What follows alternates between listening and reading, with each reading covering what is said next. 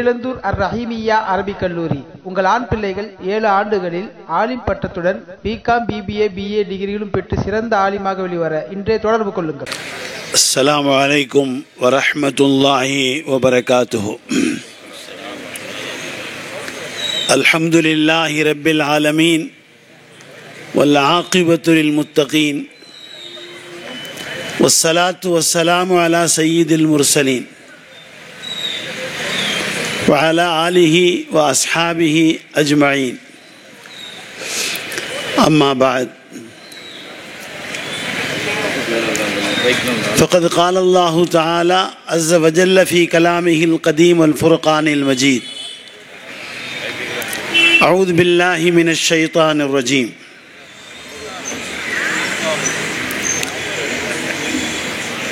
الرحمن علم القرآن خلق الإنسان علمه البيان. صدق الله العلي العظيم. وقال نبينا صلى الله عليه وسلم: الخلق عيال الله. صدق رسول الله صلى الله عليه وسلم. سبحان ربك رب العزة عما يصفون وسلام على المرسلين والحمد لله رب العالمين. اللهم صل على سيدنا محمد وعلى آل سيدنا محمد وبارك وسلم. اللهم صل على سيدنا محمد وعلى آل سيدنا محمد وبارك وسلم.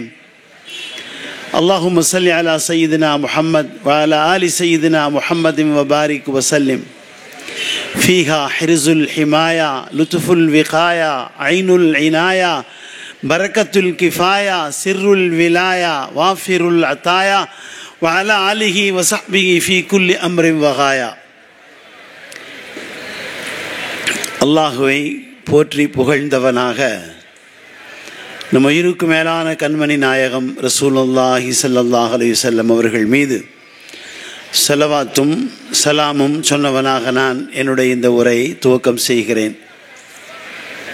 மிகுந்த மரியாதைக்குரிய பாசத்துக்குரிய சகோதரர், தமிழ் மாநில ஜமாத்துல் உலமாவின் தகுதிமிக்க தலைவர் ஹசரத் பெருந்தகை அவர்களே, இந்த கூட்டத்தின் பொறுப்புமிக்க தலைவராகவும் மாவட்டத்தின் தலைவராகவும் இருக்கின்ற சங்கை மிகுந்த ஹசரத் கிபிலா அவர்களே, சங்கை மிகுந்த மூத்த உலமா பெருமக்களே, அருமையான இளம் உலமாக்களே, இந்த முழு மாவட்டத்தினுடைய எல்லா உலமா பெருமக்களே, இந்த மாவட்டத்தினுடைய மஸ்ஜிதுகள் மற்ற எல்லா அமைப்புகளின் நிர்வாக பெருமக்களே, இந்த திறந்த வெளியில் அமர்ந்திருக்கின்ற அருமையான மேன்மக்களே, அறிவுஜீவிகளே, வள்ளல் பெருமக்களே, வணிக செம்மல்களே, ஆன்றோர்களே, சான்றோர்களே, அருமையான தாய்மார்களே, சகோதரிகளே, அனைத்து சமயத்தை சார்ந்த பெருமக்களே,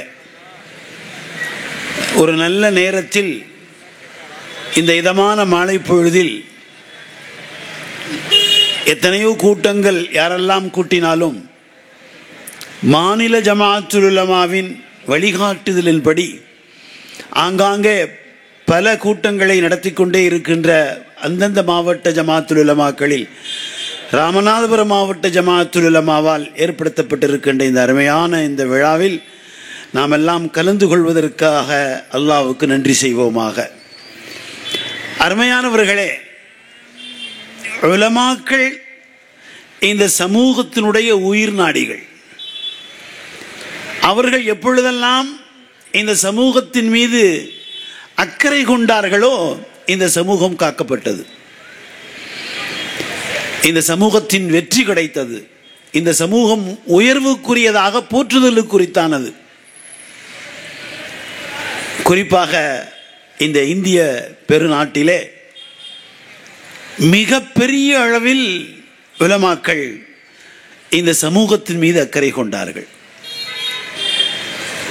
சமூகம் என்று சொன்னால் நான் வெறும் முஸ்லிம்களை மட்டும் சொல்லுகிறேன் என்று நாம் யாரும் நினைக்க மாட்டோம். மற்றவர்களும் அப்படி நினைக்க வேண்டாம் என்று சொல்லுகிறேன். இந்திய சமூகம், இந்த இந்தியாவிலே வாழ இருக்கின்ற இந்த முழு சமூகத்தின் மீது அக்கறை கொண்டவர்கள் தான் உலமாக்கள்.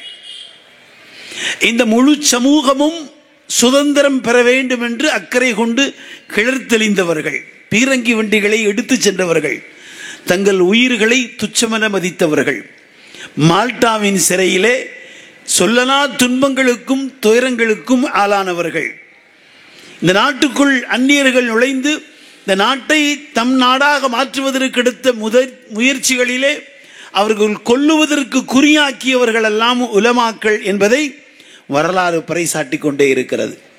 உலமாக்களுக்காகவே ஒரு தனி சிறை வேண்டும் என்று அந்தமான் தீவிலே காலாபானிக்கு சஜா என்ற ஒரு பிரம்மாண்டமான இப்படி ஒரு சிறை உலகத்திலே இருக்க முடியாது என்ற முன்மாதிரியாக அமைத்த அந்த சிறை வெறும் உலமாக்களுக்காக மட்டும்தான். சேர்ந்து சில பேர் உள்ளே இருந்திருக்கலாம், ஆனால் சிறை கட்டப்பட்டதே சிறைப்படுத்தப்பட வேண்டும் என்ற நோக்கமே உலமாக்களுக்குத்தான். ஏனென்று சொன்னால் வெள்ளை ஏகாதிபத்தியம் உணர்ந்திருந்தது. இந்த இந்திய சமூகத்தை கட்டமைக்கின்ற ஒரு கட்டுப்பாட்டுக்கு கீழ் கொண்டு வருகின்ற ஒரு சட்டத்தை ஏற்றுக்கொள்ள வேண்டும் என்று சொல்லுகின்ற ஒரு தீர்ப்பை சொன்னால் ஏற்றுக்கொள்ளுகின்ற இந்திய பெரும் சமூகத்திற்கு காரணமாக இருப்பவர்கள் உலமாக்கள் தான். அவர்கள் முஸ்லிம்களுக்கும் பொறுப்புதாரிகள், கிறிஸ்தவ பெருமக்களுக்கும் பொறுப்புதாரிகள், சீக்கிய சகோதரர்களுக்கும் ஜைன புத்த மதத்தை சேர்ந்தவர்களுக்கும் இந்து சமய பெரியவர்களுக்குமாக ஒட்டுமொத்த பொறுப்புதாரிகளாக யார் விளங்குகிறார்கள் என்று ஆங்கிலேய அரசாங்கம் கணக்கெடுத்து வியந்து போனது. ஏன் இவர்கள் இப்படி சொல்லுகிறார்கள்? இவர்கள் சொன்ன உடனே எல்லோரும் ஒன்று சேருகிறார்கள். இவர்கள் எப்படி இதை கற்றுக்கொண்டார்கள்? இவர்களுக்கு யார் சொல்லிக் கொடுக்கிறது என்ற ஒரு வரலாற்று செய்தியை தேடிச் சொல்லி 1857 வரை இந்த நாடு கிழக்கிந்திய கம்பெனியின் கீழ் இருந்ததை 857 அந்த பெரும் ஹிலாஃபத் புரட்சிக்கு பின்பு எலிசபெத் மகாராணி என்று சொல்லுகின்ற இங்கிலாந்துடைய அரசியார் அவர்கள் இந்த நாட்டை தன் ஆட்சிக்கு உட்படுத்துகிறார்கள். உட்படுத்திய பின்புதான் அவர்கள் சொன்னார்கள், இங்கே எப்படி இவ்வளவு வீர தீரத்தோடு இந்த மக்கள் போரிடுகிறார்கள். 857 அந்த புரட்சியில் முஸ்லிம்களோடு மற்ற சமயத்தை சார்ந்தவர்களும் இணைந்திருக்கிறார்களே, இதுவெல்லாம் எப்படி சாத்தியம்? இது யார் செய்கிறார்கள்? இவர்களுக்கு யார் இதை கருவாக ஊட்டிக்கொண்டிருக்கிறார்கள் என்ற செய்தியை கேட்ட பொழுதுதான் அவர்களுக்கு சொல்லப்பட்டது இந்த முஸ்லிம் மத குருமார்களான உலமாக்கள் என்று. இவர்கள் ஏன் இப்படி செயல்படுகிறார்கள்? இவர்கள் அடிமைப்படுவதை ஏற்றுக்கொள்ள மாட்டார்கள். இவர்கள் மனிதர்களை மதிப்பதற்காகவே கற்றுக் கொடுக்கப்பட்டவர்கள். இவர்களின் தலைவர் என்று சொல்லுகின்ற முஹம்மது ரசூலுல்லாஹி ஸல்லல்லாஹு அலைஹி வஸல்லம் அவர்கள் மனித குலத்திற்கே தலைவர். 1948 ஐக்கிய நாடு சபைகளில் ஒரு தீர்மானத்தை உலகளாவிய மனித சமூகத்திற்கு முன்னெடுக்க வேண்ட பொழுது எந்த அரசு சட்டத்திலிருந்தும் கிடைக்காது, அது முஹம்மது ரசூலுல்லாஹி ஸல்லல்லாஹு அலைஹி வஸல்லத்தினுடைய வாழ்க்கையை படித்தால் தான் கிடைக்கும் என்று நிறைவேற்றப்பட்ட சட்டத்தின் முதன்மைக்கு சொந்தக்காரருக்கு பெயர்தான் முஹம்மது ரசூலுல்லாஹி ஸல்லல்லாஹு அலைஹி வஸல்லம். பிரம்மாண்டமான பல்கலைக்கழகங்களை நீதி பரிபாலனத்திற்காக ஏற்படுத்தி பாரிஸ்டர் போன்ற பட்டங்களை எல்லாம் வழங்கலாம் என்ற சட்ட வடிவங்களை படித்துக் கொடுக்கின்ற அந்த சட்டவியல் பல்கலைக்கழகங்களுக்கெல்லாம் முன்னோடியாக சட்டம் எங்கே கிடைக்கும் என்று தேடுகின்ற பொழுது ஒருவரின் வாழ்க்கையில் தான் அனைத்துக்கும் சட்டம் இருக்கும். அவர் பெயர்தான் முஹம்மது ரசூலுல்லாஹி ஸல்லல்லாஹு அலைஹி வஸல்லம் என்று சொல்லப்பட்டு அந்த பல்கலைக்கழகங்களின் மேலே பொறிக்கப்பட்டது முஹம்மது தான் மனித சமூகத்தின் சட்டவியலின் தலைவராக இருக்கின்ற சொந்தத்திற்கும் பெருமைக்கும் உரியவர் என்று சமயத்தை கூட பார்க்காமல் எல்லோரும் எழுதி வைத்திருப்பதை இன்று வரை வரலாறு பறைசாட்டி கொண்டிருக்கிறது. அருமையானவர்களே, முஹம்மது ரசூலுல்லாஹி ஸல்லல்லாஹு அலைஹி வஸல்லம் மனிதர்களுக்கு பொறுப்பேற்ற தலைவர். அவர்கள்தான் வாழ்க்கையின் வழிகாட்டி. விரும்பாவிட்டாலும் ஏற்றுக்கொள்ள வேண்டும் என்று, சுத்தம் மட்டும் வேண்டும் என்று யாராவது சொன்னால் அது முஹம்மது ரசூலுல்லாஹி ஸல்லல்லாஹு அலைஹி வஸல்லத்தின் வாழ்க்கையை பின்பற்றினால் மட்டும்தான் இந்த உலகத்தில் ஒரு மனிதன் சுத்தமாக இருக்க முடியும். நான் பல கூட்டங்களில் சொல்வதை இங்கே நினைவுபடுத்துகிறேன். ஒது செய்வது என்பதையும், அந்த ஒதுவினால் சுத்தம் எப்படி ஏற்படும், சுத்தம் இல்லாமல் எப்படி போகும் என்று எந்த மெடிக்கல் சயின்ஸும் இதுவரை சொல்லாது, இனியும் சொல்ல முடியாது. அதை சொல்லிக் கொடுத்த உலக மகா மெடிக்கல் சயின்ஸின் தலைவர் தான் முஹம்மது ரசூலுல்லாஹி ஸல்லல்லாஹு அலைஹி வஸல்லம். நான் உங்களை எல்லாம் பார்த்து சொல்லுகிறேன், இந்த சமய நல்லிணக்க இந்த கூட்டத்திலே எல்லோரும் முடிவு செய்யுங்கள், ஒரே ஒருவருக்காவது ஒது செய்வதை சொல்லிக் கொடுப்போம். அந்த ஒதுவின் சுத்தம் ஏற்படுகின்ற விதத்தையும் சொல்லிக் கொடுப்போம். அந்த ஒதுவின் சுத்தம் அகன்று போகின்ற நிலையையும் சொல்லிக் கொடுப்போம் என்று மனித சமூகம் எதிர்பார்த்து கொண்டிருக்கிறது. மருத்துவ சிந்தனையாளர்கள் எல்லாம் கண்டுபிடித்து தர முடியாத ஒன்றை, ஃபக்ஸிலு உஜூஹக்கும் வ ஐதியக்கும் இலல் மராஃபிக் வம்ஸஹு பிரூசிக்கும் வ அர்ஜுலக்கும் இலல் கஅபைன் என்று திருமறையின் வசனங்கள் மூலமாக உலக மனித சமூகத்திற்கு சொன்னானே. நான் ஆரம்பத்தில் வாசித்தேனே, அர் ரஹ்மான் அல்லமல் குர்ஆன் ஹலக்கல் இன்சான், அவன்தான் மனிதர் எல்லோரையும் படைத்திருக்கிறான். பெயர்கள் என்ன வேண்டாலும் சொல்லுங்கள். இந்த மண்ணுக்கு பல சிறப்புகள் இருக்கிறது. இது ராமநாதபுரம் மாவட்டம், உலகத்தின் முதல் மனிதன் இறங்கிய மாவட்டம். நம்முடைய ஆதிபிதா ஆதம் அலைஹிஸ்ஸலாம் அவர்கள் இங்குதான் இறங்கினார்கள். எனவேதான் இன்று வரை காசியிலிருந்து இங்கே வருகிறார்கள் நம்முடைய அருமை சகோதரர்கள். ஏன்? இது தாத்தாவிற்கெல்லாம் தாத்தாவின் வீடு. எல்லா கிராண்ட்ஃபாதருக்கும் கிராண்ட்ஃபாதர் இங்கே வந்துதான் ஆக வேண்டும். எனவே வருவது ஒரு புனித பயணம், அவர்களுக்கு புண்ணிய பயணம். அவர்களை வரவேற்கிறோம். வாருங்கள் வாருங்கள் என்று சொல்லுகிறோம். இந்த மண்ணை வந்து மிதித்து விட்டு செல்லுங்கள்.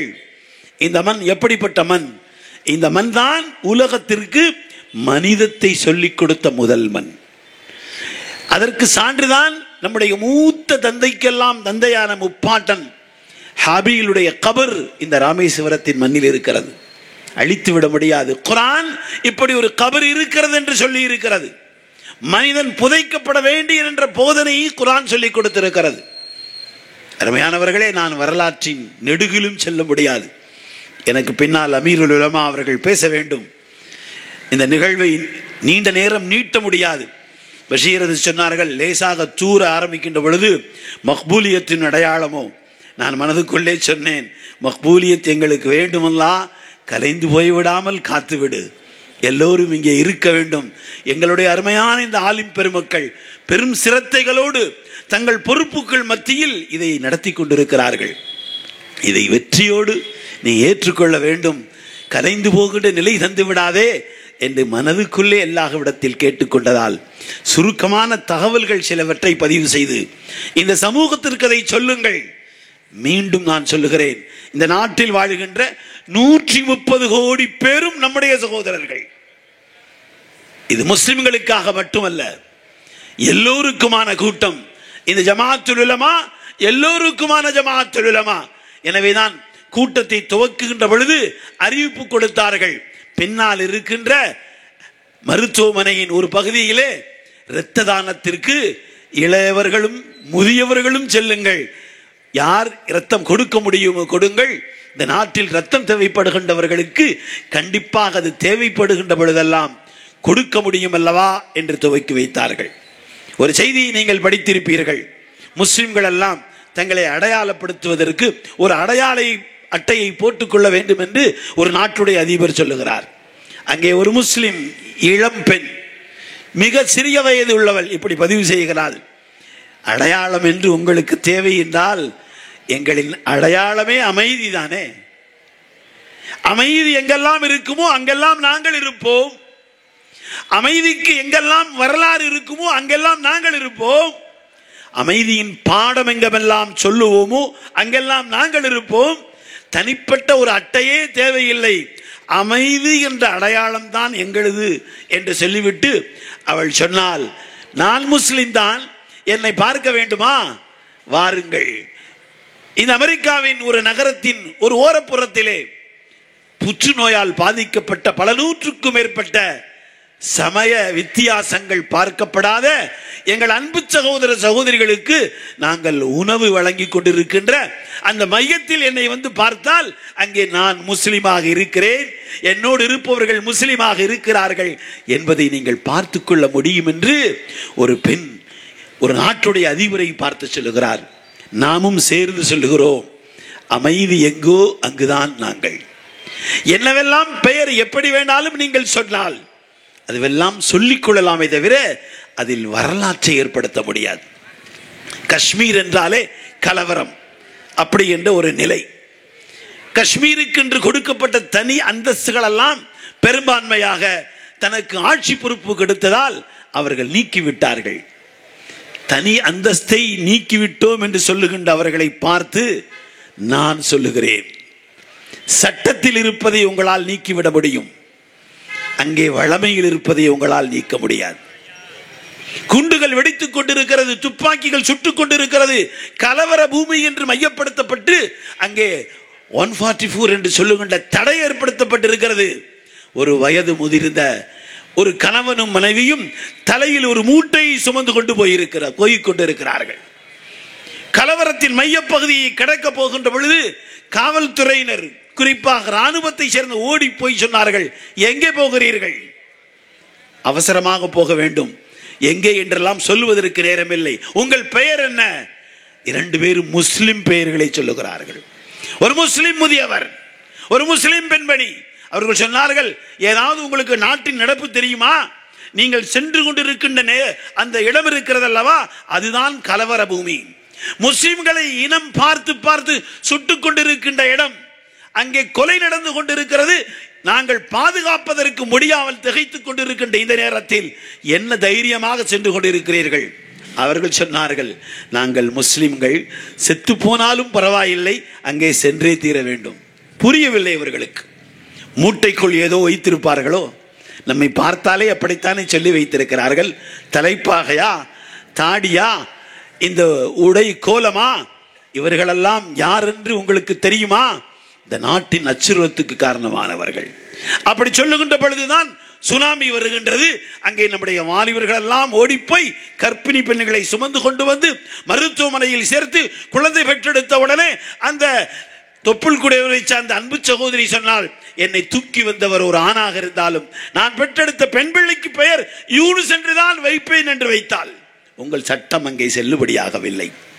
அருமையானவர்களே, 2 தினங்கள் அல்லது 3 தினங்களுக்கு முன்பு மும்பையில் நடந்த நிகழ்வு உங்களுக்கு நினைவு இருக்கலாம், படித்து பார்த்திருக்கலாம், பதிவுகளில் நீங்கள் வந்திருக்கும் பார்த்திருப்பீர்கள். படகில் சென்றவர்கள் அரசு படகு மோதியதால் விபத்துக்குள்ளானது. 10 பேருக்குள்ளே இறந்து போனார்கள். 35 பேர்களை ஒருவர் தன் உயிரை கொடுத்து காப்பாற்றுகிறார். அவர் பெயர் ஆரிஃப். காப்பாற்றப்பட்டவர்கள் பலரும் இருக்கலாம். அது உல்லாசமாக பயணம் செய்கின்றதற்கு பயணம் செய்த பயணிகள். ஏன் இவர் போனார்? என் இந்தியாவின், என்னுடைய இந்த சமூகத்தினுடைய சகோதர சகோதரிகள் தன் உயிருக்கு போராடி கொண்டிருக்கின்ற பொழுது ஒரு முஸ்லிமான ஆரிஃபான நான், ஒரு இந்தியனான நான் பார்த்து கொண்டிருக்க முடியாது. நான் முஸ்லிம், நான் இந்தியன். எனவே அவர்களை பாதுகாக்க வேண்டிய கடமையை என்னுடைய இஸ்லாம் எனக்கு சொல்லிக் கொடுத்திருக்கிறது. அதை செயல்படுத்தினால்தான் நான் முஹம்மது ரசூலுல்லாஹி ஸல்லல்லாஹு அலைஹி வஸல்லத்தின் மீது அன்பு கொண்டவனாக ஆக முடியும். எப்படி ஒரு சாமியார் சொன்னார் அல்லவா, முஹம்மது ஹமாரா முஹம்மது துமாரா. ஏன் சொன்னார்? படித்து பார்த்தார்.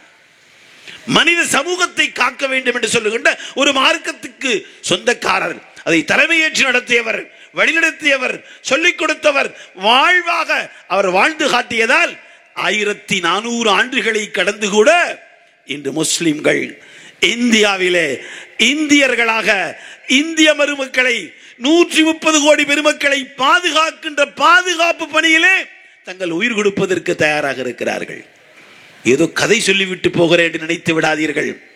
உத்தர் தாக்கரே சிவசேனாவை சேர்ந்த ஒரு பெருமகனார் மகாராஷ்டிர மாநிலத்திலே தொழ வேண்டாம், பாங்கு சொல்ல வேண்டாம் என்று ஒரு காலத்திலே சொன்னவர் தெருக்களில் நின்று கொண்டு, வாருங்கள் தொழுகையோடு சென்று விட வேண்டாம், தஸ்பீகும் வைத்துக் கொள்ளுங்கள், அல்ஹம்துலில்லாஹ், அல்லாஹு அக்பர், சுப்ஹானல்லாஹ் என்று சொல்லுங்கள் என்று தஸ்பீகையும் சேர்த்து கொடுத்தார் அல்லவா.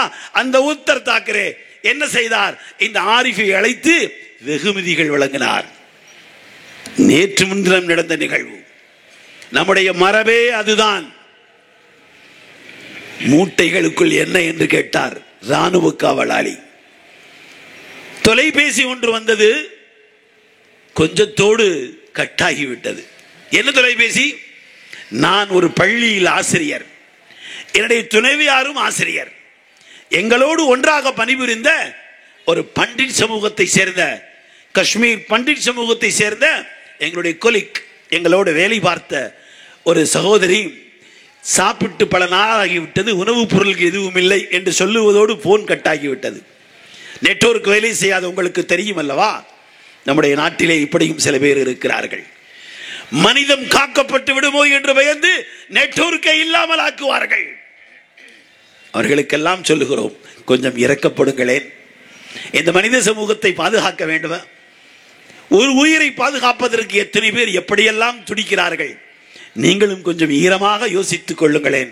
உங்களுக்கும் பெற்றோர்கள் முதியவர்களாக, உங்களுக்கும் பிள்ளைகள் சிறியவர்களாக, உங்களோடு பிறந்த பெண்களும் இருப்பார்களே, துணைவியர்களாக இருப்பார்களே, நீங்கள் பெற்றெடுத்த பெண் பிள்ளை செல்வங்களாக இருப்பார்களே. உத்தர் தாக்கரே போன்று நீங்களும் கொஞ்சம் சிந்தியுங்களேன். உயிர் காத்ததற்குத்தானே வெகுமதி கொடுத்தார். எனவே நாங்கள் உணவுப் பொருளை கொண்டு போகிறோம். அந்த ராணுவ வீரர் கேட்டார், கொண்டு போய் சேர்ப்பதற்குள் நீங்கள் செத்து போய் விடலாமே, அப்படி ஒரு சூழல் அல்லவா இருக்கிறது. 144 பார்த்தால் சுடுவார்கள், அதுவும் நீங்கள் முஸ்லிம்கள், எப்படி நீங்கள் தப்பிக்க முடியும்? அப்பொழுதுதான் சொன்னார்கள், நாங்கள் செத்து போகலாம், கொடுப்பதற்கான முயற்சியாவது செய்து கொண்டே போவோம்.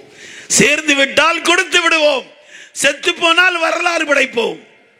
இந்த நாட்டின் 130 கோடி பேரும் எங்கள் சகோதர சகோதரிகளை, அவர்களை காப்பதற்கு நாங்கள் உயிர் கொடுப்பதும் எங்கள் மரபு என்று வரலாற்றை இந்த காஷ்மீர் பள்ளத்தாக்கிலே நாங்கள் பதிவு செய்து விட்டு போக தயாராக இருக்கிறோம் என்று சொன்ன பொழுதுதான் அந்த ராணுவ வீரரின் கண்களில் கண்ணீர் வந்தது. அருமையானவர்களே, மணிப்பூரிலே மானபங்கப்படுத்தப்பட்ட 2 சகோதரிகளில் ஒருவர் நம் நாட்டை காத்துக் கொண்டிருக்கின்ற ராணுவ வீரரின் துணைவியார் என்ற செய்தியை கேட்கின்ற பொழுது நம் உள்ளமெல்லாம் அழுகிறது. ஒரு நாட்டை காக்கின்ற சென்றவனின் துணைவிக்கு கூட இந்த நாட்டிலே மரியாதை கொடுக்க முடியாத ஒரு மனித சமூகமாக நாம் மாறிக்கொண்டிருக்கிறோமே. எல்லோரும் இல்லை, யாரோ ஒரு சிலர் இப்படியும் மாறிவிட்டார்களே. அவர்களுக்கெல்லாம் நாம் இந்த சமய நல்லிணக்கத்தை எடுத்து சொல்ல வேண்டும். இந்த நாடு நம்முடைய நாடு, நம்முடைய முன்னோர்கள் உயிர் கொடுத்த நாடு. விடுதலை அந்த வேள்வியில் தங்கள் உயிர் கொடுத்தவர்களின் பெயர்கள் பதிக்கப்பட்ட அந்த டெல்லி கேட்டிலே சென்று படித்து பாருங்கள், எல்லாம் நம்முடையவர்கள். சமீபத்தில் நான் சர்ஹிந்துக்கு சென்றிருந்தேன். அங்கே விமான நிலையத்தில் இறங்கணும்னு பார்த்தேன். என்ன பேரில் இருக்கிறார் தெரியுமா? ரொம்ப அற்புதமான வார்த்தை, அப்படியே புல்லரித்து போனது. ஷஹீத் பகத் சிங் ஏர்போர்ட், ஷஹீத் பகத் சிங் இன்டர்நேஷனல் ஏர்போர்ட். ஷஹீத் அந்த வார்த்தையை பார்த்தவுடனே துளிர்த்து போனேன். பகத்சிங், இந்த நாட்டுக்கு நீ உயிர் கொடுத்தாய், படித்து முடித்து விடுகிறேன், அதுவரையும் அவகாசம் கொடுங்கள் என்று கேட்டாய். உனக்கு படிக்க வேண்டும் என்றும் இந்த நாட்டினுடைய இந்த வீரதியாக சிந்தனையும் உன்னோடு சேர்ந்து கொடுத்த அஷ்ஃபாகுல்லா கான். இது போன்ற எத்தனையோ முஸ்லிம்கள், ஒன்றல்ல இரண்டல்ல, எண்ணி முடிக்க முடியாதவர்கள் எல்லாம் முன்னோடு சேர்ந்ததால் இந்த நாட்டுக்கு நீ எப்படிப்பட்ட உன் இளமையிலேயே நீ தியாகம் செய்து இன்று விமான நிலையத்தில் உன் பெயர் பொறிக்கப்பட்டிருக்கிறது நினைக்கிறாயா? ஒவ்வொரு இந்தியனுடைய உள்ளத்திலும் உன் பெயர் பொறிக்கப்பட்டிருக்கிறது. எப்படி பகதூர் ஷா அவர்களின் அடக்கஸ்தலத்துக்கு சென்ற நம்முடைய நாட்டுடைய மரியாதைக்குரிய முன்னாள் பிரதமர் ராஜீவ் காந்தி சொன்னார்களே, பகதூர் ஷா இந்துஸ்தான் மே ஜகா ஆப்கே லியே நஹீ மிலா. நீ நாட்டில் அடங்க வேண்டும் என்று நினைத்தாய், அடக்கமாவதற்கு உனக்கு இடம் கிடைக்கவில்லை. மண்ணெடுத்து வந்தாய், உன் மண்ணறையில் மண் போட்டு இருக்கிறாய், பாரத மண்ணை போட்டு இருக்கிறாய். உன்னை பார்த்து நான் சொல்லுகிறேன், இந்தியாவில் இருக்கின்ற ஒவ்வொரு இந்தியனின் உள்ளத்திலும் நீ வாழ்ந்து கொண்டிருக்கிறாய் பகதூர் ஷா. நீ 1857 தலைமை தாங்கி இந்த நாட்டின் விடுதலைக்கு போராட்ட செய்த போராளி நீதானே என்று ராஜீவ் காந்தி அவர்கள் அங்கே எழுதி வைத்து விட்டு வந்திருக்கிறார் கவியாக. அருமையானவர்களே, இப்படிப்பட்ட அற்புதமான வரலாறுகளுக்கு நாம் சொந்தக்காரர்கள். உயிர் கொடுத்தாலும் தன்னோடு வேலை பார்த்த ஒரு பண்டிட் குடும்பத்தை காக்க வேண்டும் என்று அவர் செய்தார். அந்த குடும்பம் செய்தது. இதுவெல்லாம் எங்கிருந்து போதிக்கப்பட்டது? மற்றவர்களோடு எப்படி இருக்க வேண்டும் என்று முன் மாதிரி வாழ்வை இந்த உலகத்திற்கு யார் கொடுத்தார்கள்? அவர்கள் தான் முஹம்மது ரசூலுல்லாஹி ஸல்லல்லாஹு அலைஹி வஸல்லம். மக்காவின் வாழ்க்கை உங்களுக்கு தெரியும், கடுமையான சோதனைகள். அதற்கு பின்பு மதீனாவுக்கு புறப்பட வேண்டுமே. அந்த கொஞ்ச காலம், அதாவது கவலை ஆண்டு என்று சொல்லுகின்ற காலம், அம்மா கதீஜா பிராட்டியார் 300 போர்வைகளை போர்த்தி குளிரை நீக்கம் செய்வதற்கு எனக்கு உதவி செய்தவர் கதீஜா என்று சொன்னாங்க ஸல்லல்லாஹு அலைஹி வஸல்லம். அப்படிப்பட்ட பெரும் சீமாட்டி அவர்களும் சென்று விட்டார்கள். அரவணைத்துக் கொண்டிருக்கிறேன், பயப்பட வேண்டாம் என்று சொன்ன ஹஜ்ரத் அபூ தாலிபும் சென்று விட்டார்கள். எனவேதான் தாயிஃபுக்கு சென்றார்கள். அங்கே வரவேற்பு கிடைக்கவில்லை. அங்கே எள்ளிநகையாடினார்கள், கல்லெறிந்து காயப்படுத்தினார்கள், ரத்தம் சொட்ட வைத்தார்கள். இப்பொழுதுதான் ஹஜ்ரத் ஸைத் பின் ஹாரிஸ் ரலியல்லாஹு அன்ஹு அவர்களை அழைத்து தானே சென்றிருந்தார்கள். வந்தவுடன் சொன்னார்கள், ஸைத் துணைவியாரும் சென்று விட்டார்கள், தந்தையின் உடன் பிறந்தவரும் சென்று விட்டார்.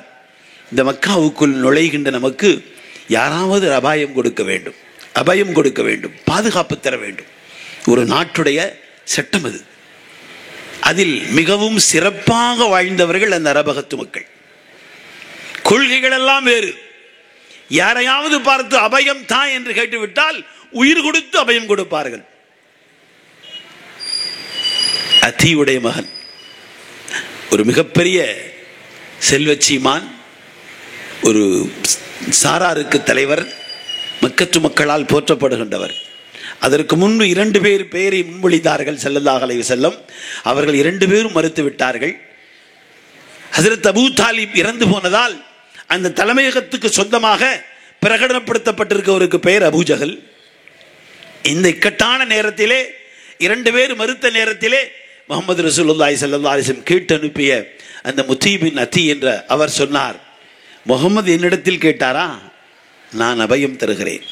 தன்னுடைய இளம் மக்களை அழைத்து சொன்னார், முகமது நம்மிடத்தில் அபயம் தேடி இருக்கிறார், அபயம் கொடுப்பது நம் மரபு, எனவே அபயம் கொடுத்து விடலாம், நாளை காலை கஅபாவிற்கு முன் வந்து இதை பிரகடனப்படுத்துவோம் என்று சொல்லி வந்தார்.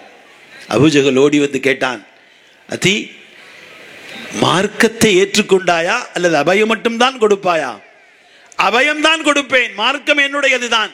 அப்பொழுது அவர் அபூஜஹல் சொல்லுகிறான், உமக்கு கட்டுப்படுவது நம்முடைய மரபு, நீ கொடுத்திருக்கின்ற அபயத்தை நானும் வழிமொழிகிறேன், நானும் உன்னோடு சேர்ந்து கொள்கிறேன் என்று அபூஜஹல் சொன்னார்.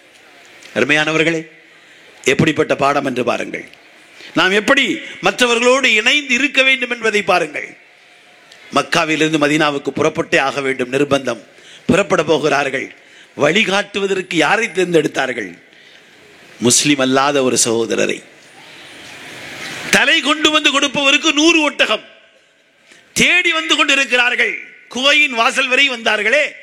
இந்த வழியை காட்டுகின்ற நம்பிக்கைக்குரியவராக முஹம்மது ரசூலுல்லாஹி ஸல்லல்லாஹு அலைஹி வஸல்லம் உலகத்தில் தேர்ந்தெடுத்தவர்கள் முஸ்லிம் அல்லாதவர். நன்மக்கள் இருக்கிறார்கள், அவர்களோடு சேர்ந்து இருக்க வேண்டும் என்ற ஒரு அற்புதமான பாடத்தை இந்த உலகத்திற்கு நடத்தி சென்றார்கள். அருமையானவர்களே, பத்ர் என்ற போர்க்களம் கடுமையான இக்கட்டுகளில் நடந்த போர்க்களம், தங்களை தற்காத்துக் கொள்வதற்கு ஒரு வழி இல்லாமல் ஏற்படுத்தப்பட்ட போர்க்களம். நடந்த எல்லா போர்க்களத்திலும் கொல்லப்பட்டவர்களின் எண்ணிக்கை வெறும் 1028 பேர் தான், மறந்து விடாதீர்கள். ஜாலியன்வாலா பாகிலே நம்முடைய நாட்டை ஆக்கிரமித்துக் கொண்டவர்கள் கொன்று குவித்த அந்த ஒரே இடத்தில் மட்டும் பல்லாயிரக்கணக்கான பேர்கள், 95% முஸ்லிம்கள். சைஃபுதீன் கிச்லுவின் படத்தை வைத்துத்தான் அங்கே போராட்டக் குழுவின் பொறுப்பாளிகள் அமர்ந்திருந்தார்கள். எத்தனை லட்சம், எத்தனை கோடி எங்கெல்லாம் கொண்டு கொண்டிருக்கிறார்கள் என்று உங்களுக்கு தெரியும். கசாவிலே ரத்தம் ஓடிக்கொண்டிருக்கிறது. குழந்தைகளை கூட கொண்டு கொண்டு அவர்கள் ஆனந்த களிப்பு அவர்களுக்கு ஏற்பட்டு கொண்டிருக்கிறது. அவர்களுக்கெல்லாம் நேர்வழி தருவதற்கும் இவர்களுக்கெல்லாம் பாதுகாப்பு தருவதற்கும் இந்த சமய இயக்கத்தினுடைய நல்ல நேரத்தில் நாம் எல்லாம் பிரார்த்தனை செய்ய வேண்டும். அருமையானவர்களே, மனிதம் இல்லாமல் வாழ்வதற்கு முயற்சிக்கிறார்கள். மனிதம் கொடுங்கள், மனித நேயம் கொடுங்கள், மனிதம் காக்கின்ற தன்மை கொடுங்கள். இதுதான் இந்த மக்களுக்கு தேவை.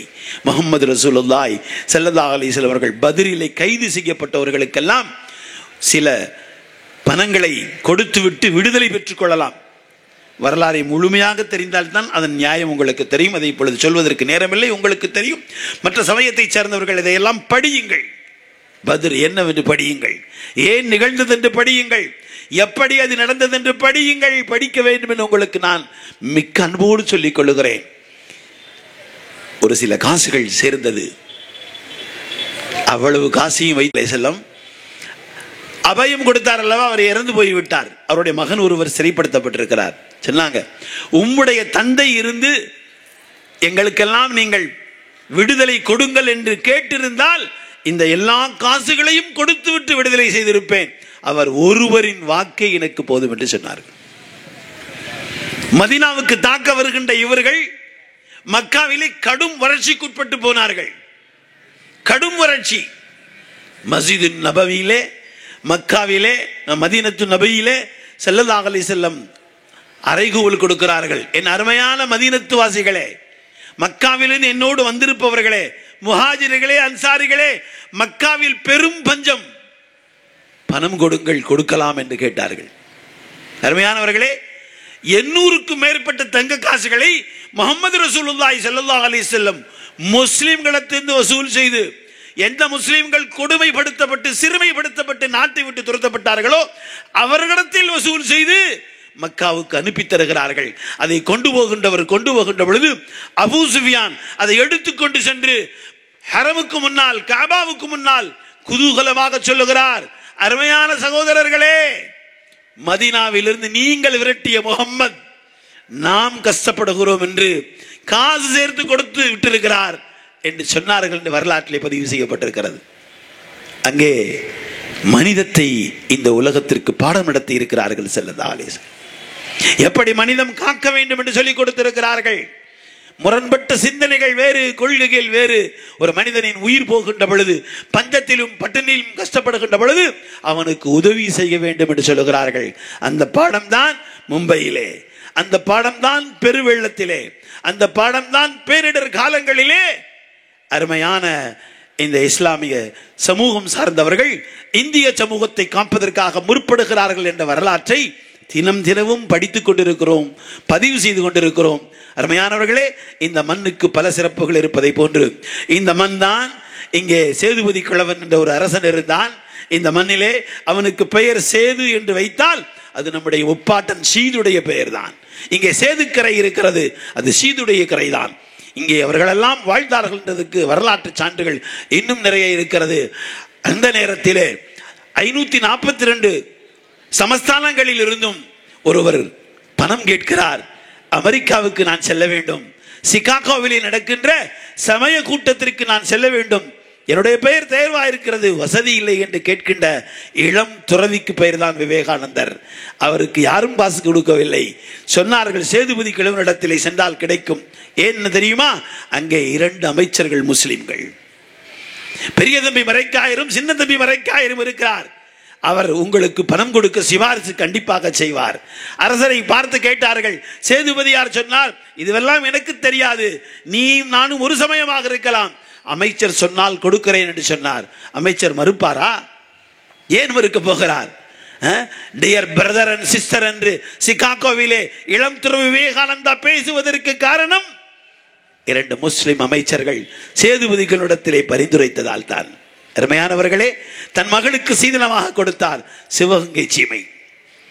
அடுத்தவர்களை கொலை செய்வது, அதில் இரத்தத்தை பார்த்து ரசிப்பது, ருசிப்பது அவர்களுக்கு பொழுதுபோக்கு.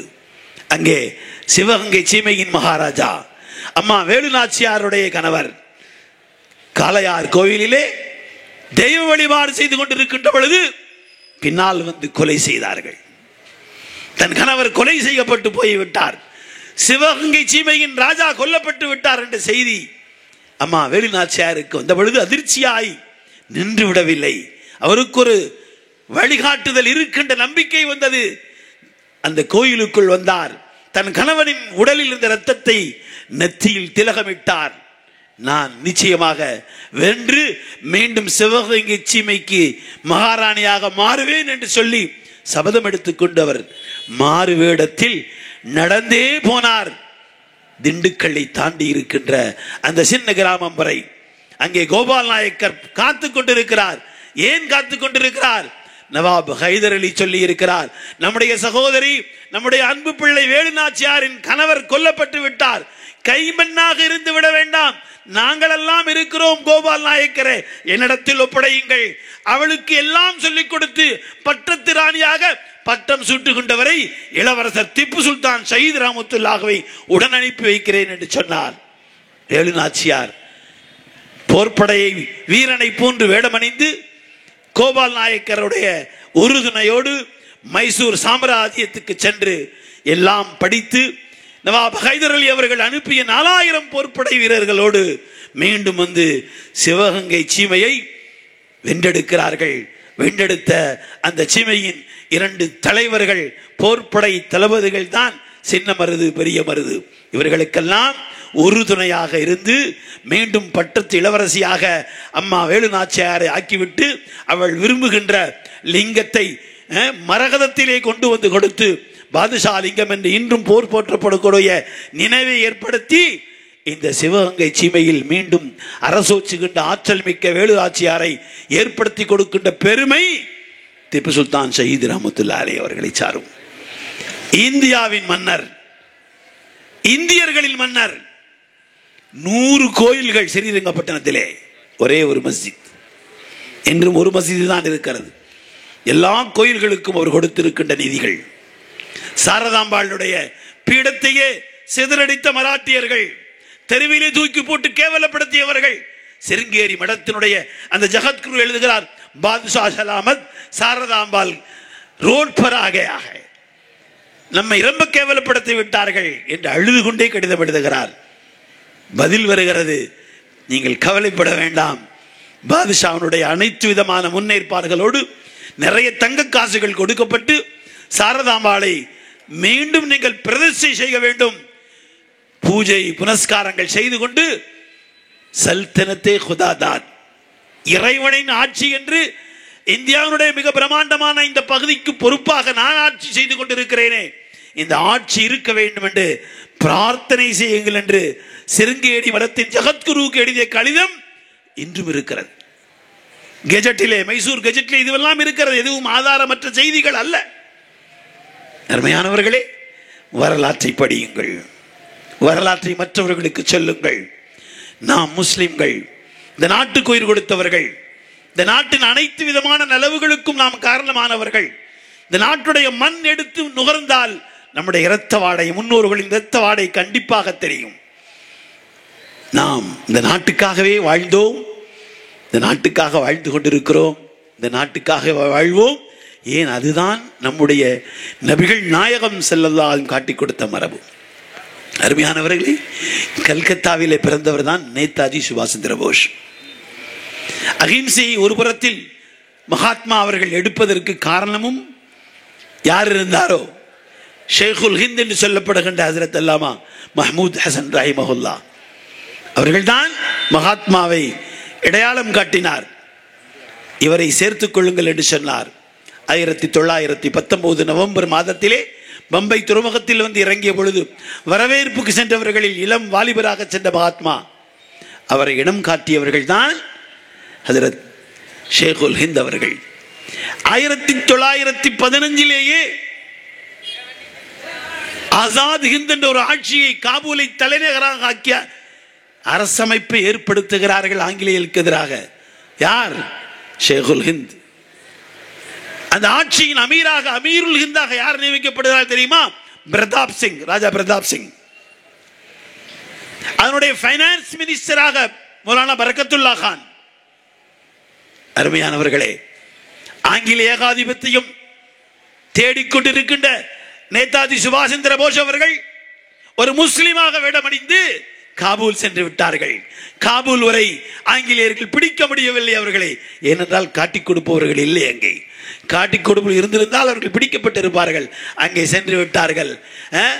ஹஜ்ரத் மஹ்மூதுல் ஹசன் அவர்கள் என்ன செய்தார்கள்?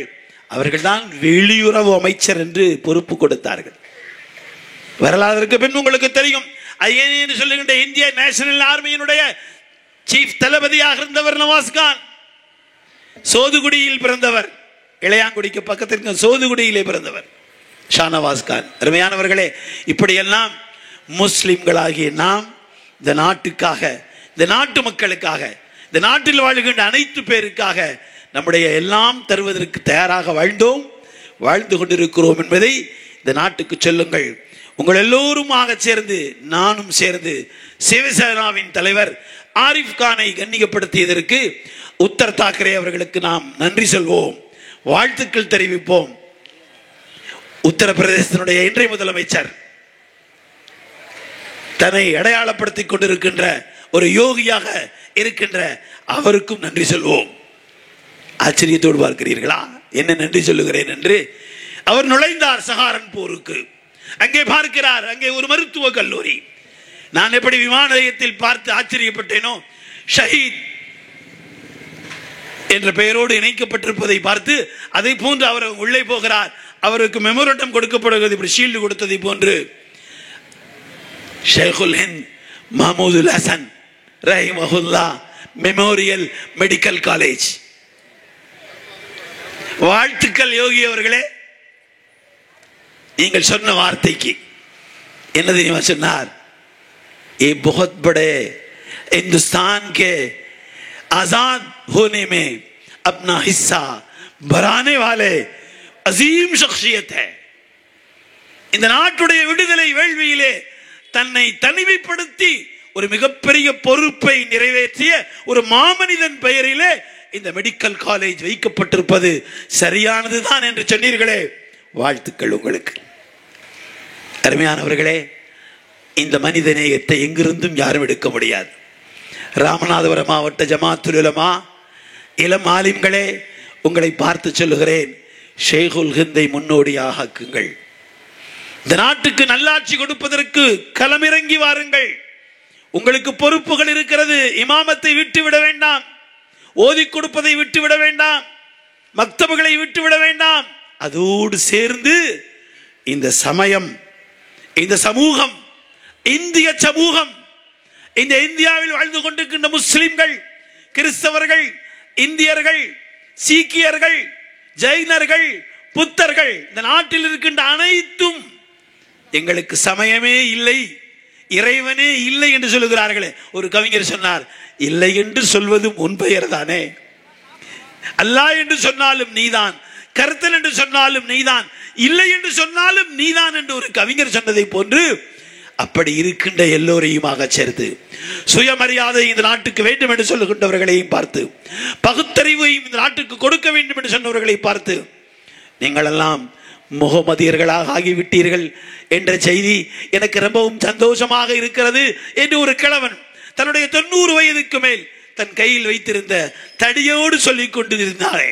ஏன் நாளை உன்னை யாரும் பலன் என்று சொல்ல முடியாது, உன்னை பறையன் என்று சொல்ல முடியாது, எழுந்து நில் என்று சொல்ல முடியாது, ஓடி போ என்று சொல்ல முடியாது, இரட்டை கோழை என்று சொல்ல முடியாது, சாயபு வாருங்கள் என்று உன்னை பார்த்து சொல்லுவார்களே என்று சிரித்துக் கொண்டு சொன்ன கிழவன். அருமையானவர்களே, இந்த நாட்டில் இதை ஏற்படுத்துங்கள். நம்முடைய அருமையான மக்கள், இப்பொழுது அருமையான பாதிரியார் அவர்கள், கண்ணியமிக்க பாதர் அவர்கள், அருட்சகோதரர் என்ன சொன்னார்கள்? தேவாலயத்திற்கு வந்து சொல்லிவிட்டு தப்பித்துக்கொள், கோயிலுக்குள் வந்து சொல்லிவிட்டு தப்பித்துக்கொள் என்று சொல்வதற்கு பதிலாக இந்த பள்ளிவாசலை வந்து சொல்லிவிட்டு போ, பள்ளிவாசல்காரன் பார்த்துக் கொள்ளுவான் என்று சொல்லுகிறார் என்று சொன்னால் இந்த நாட்டுடைய மரபு.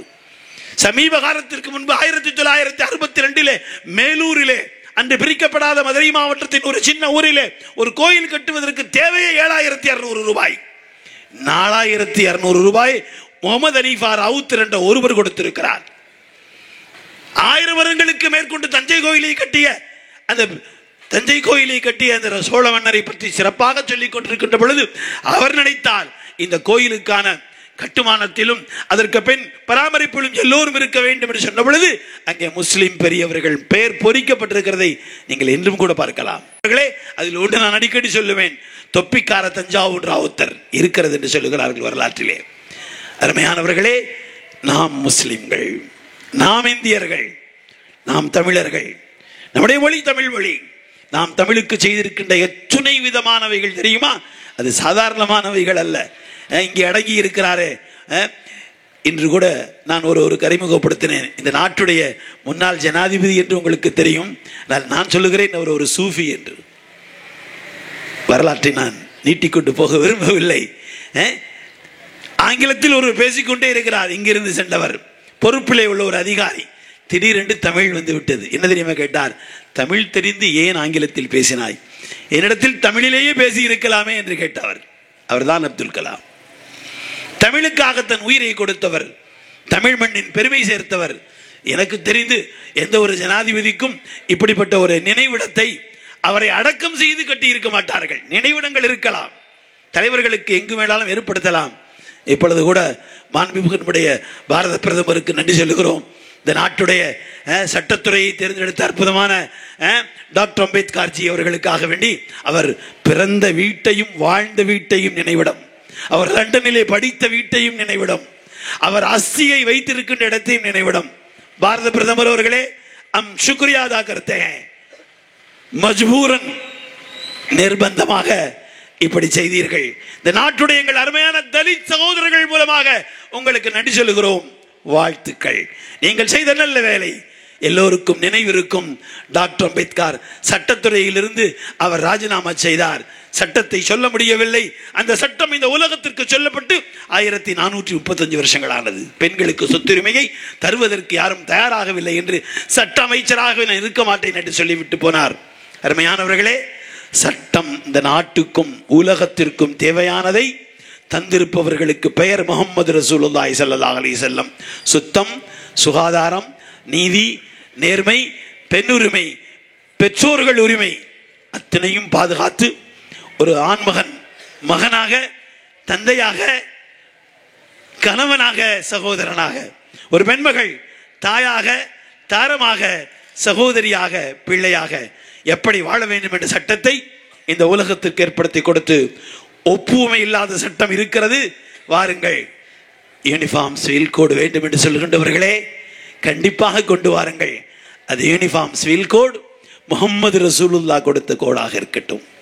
அங்கே ஏற்றத்தாழ்வு இல்லை, அங்கே இனத்தாலும் மொழியாலும் நிறத்தாலும் வேற்றுமை இல்லை. தெருவிலே நடந்து கொண்டு போகிறார்கள், அழுகின்ற சத்தம் வருகிறது, எல்லோரும் கேட்டுக்கொண்டே போவார்கள். கேட்டுக்கொண்டு போகின்ற உள்ளத்துக்கு சொந்தக்காரருக்கு பெயர் முகமது இல்லையே ஸல்லல்லாஹு அலைஹி வஸல்லம். நின்றார்கள், சத்தம் வருகின்ற வீட்டுக்குள் போனார்கள். அழுகின்றவர் சின்ன தலை, முகத்திலே தடிமன்கள், முகத்திலே காயங்கள், வடுக்கள், கருப்பு நிறத்துக்கு சொந்தக்காரர், ஆடை இல்லை, ஒரு சின்ன துண்டை கட்டிக்கொண்டு மாவரைத்துக் கொண்டே அழுகிறார். ஏன் அழுகிறீர்கள், யார் என்று கேட்டார்கள். வரலாறு உங்களுக்கு தெரியும். சொன்னார் அவர், என் பெயர் பிலால், நான் இவருக்கு அடிமை, காய்ச்சலாக இருக்கிறது, ஒன்றும் செய்ய முடியவில்லை. சொன்னவர் எல்லோரையும் போன்று கடந்து போகாமல் சென்று பாலும் பழமும் கொண்டு வந்து கொடுத்தார்கள். அதையெல்லாம் உண்டு அவருக்கு தன் போர்வையை போர்த்தி அவரை மனித புனிதராக மாற்றி காபாவின் ஃபதஹ் மக்காவிலே யாரும் எதிர்பார்க்காத விதமாக காபாவுக்கு மேலேறி பாங்கு சொல்ல சொல்லி இந்த உலகத்தின் அடிமைத்தனத்தை உடைத்தெறிந்து இன வேற்றுமையை, நிற வேற்றுமையை, மொழி வேற்றுமை தூக்கி எறிந்து சமம் என்று சொல்லி சையதுனா பிலால் என்ற பட்டத்தை கொடுத்து இந்த நாட்டுக்கு, இந்த உலகத்திற்கு பாடம் நடத்திய முஹம்மது ரசூலுல்லாஹி ஸல்லல்லாஹு அலைஹி வஸல்லம் கற்றுக் கொடுத்த பாடத்தை என் அருமையான ஆலிம் பெருமக்களே மீண்டும் எடுத்துக்கொண்டு இந்த நாட்டு மக்களை பார்த்து புறப்படுங்கள். இது ஒரு நாள் கூட்டமாக இல்லாமல் தினம் தினமும் தேடி தேடி நடத்துங்கள். மக்களுக்கு சொல்லுங்கள் சமய நல்லிணக்கத்தை. சர்தார் மில்லத் தாஜிதாரே மதீனா முஹம்மது ரசூலுல்லாஹி ஸல்லல்லாஹு அலைஹி வஸல்லம் அருமையான அன்பு கொழிந்த அந்த வாழ்வியலை இந்த மனித சமூகத்திற்கு சொல்லுங்கள். யா அக்ரமல் ஹல்கி மாலி மன் அலூது பிஹி சிவாக இந்த ஹுலூலில் ஹாதிதில் ஹமமி ரப்பி வர்சுக்னா ஜியாரத்தஹு قبل قبض الروح والخروج صل يا ربي على الهادي لسبيل الحق والفرج என்ற வார்த்தைகளோடு வாய்ப்பு கொடுத்து என்னையும் அழைத்து கண்ணியப்படுத்திய உங்கள் எல்லோருக்குமாக துஆ செய்து நிறைவு செய்கின்றேன். நிறைவுகள் இருந்தால் என் ஆசிரிய பெருமக்களுக்கு பெருமை, குறைகள் இருந்தால் என்னை சார்ந்தது என்று சொல்லி எனக்காக துஆ செய்ய வேண்டும் என்று சங்கை மிகுந்த உலமாக்களையும் சமய பெரியவர்களையும் கேட்டுக்கொண்டு நிறைவு செய்கிறேன். وما توفيقي إلا بالله عليه توكلت وإليه أنيب وآخر دعوانا الحمد لله رب العالمين. السلام عليكم ورحمة الله وبركاته. وعليكم السلام ورحمة الله تعالى وبركاته.